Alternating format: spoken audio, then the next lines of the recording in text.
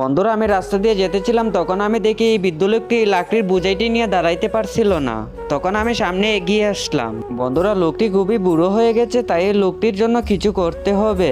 বন্ধুরা আমার কাছে সামর্থ্য নাইতে কি হয়েছে, আমি তো একজন কাঠমিস্ত্রি। বন্ধুরা এই লোকটির জন্য একটি চারা গাছ দিয়ে লাকড়ির বোঝাই নেওয়ার জন্য একটি সাইকেল তৈরি করে দিব।